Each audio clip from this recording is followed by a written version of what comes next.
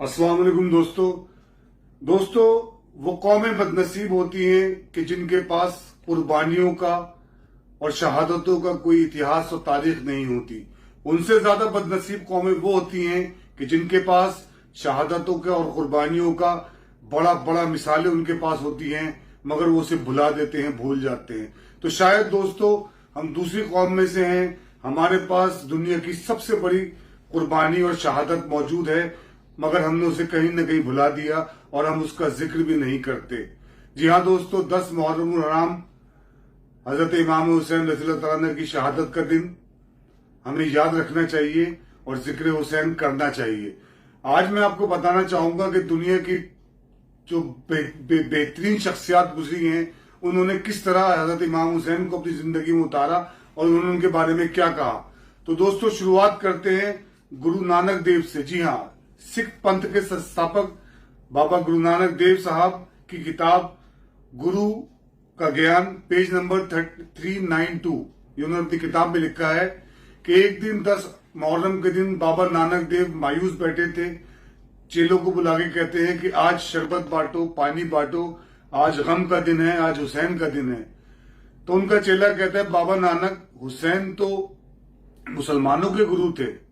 तो बाबा नानक कहते नहीं, जिस शख्स का भी जमीर जिंदा है और वो हक के साथ खड़ा होगा, बातिल से टकराएगा, वो इमाम हुसैन का अनुयायी होगा।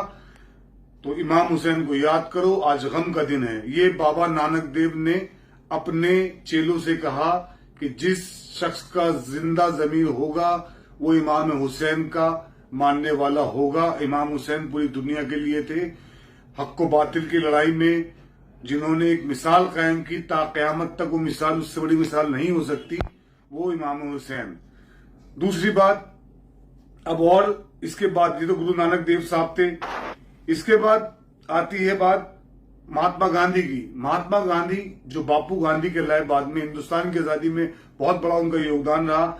महात्मा गांधी कहते हैं कि अगर मुझे हुसैन के 72 साथी जैसे मिल जाएं तो मैं हिंदुस्तान को 24 घंटे में आजाद कर लूंगा। क्योंकि वो ये कह रहे हैं कि जो जज्बा हुसैन और उनके साथियों में था बातिल से टकराने का, अगर उस जज्बे के साथ लोग मुझसे मिल जाए तो हिंदुस्तान को मैं 24 घंटे में आजाद करा लूंगा।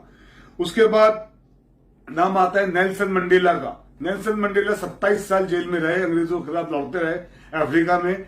नेल्सन मंडेला अपनी किताब में लिखते हैं कि 20 साल जब मुझे लगातार जेल में हो गए और मैं बहुत परेशान हो गया, तो एक रात मैंने सोचा कि क्यों ना मैं सरकार का कहा मान लूं और अपना सुलहनामा कर लूं।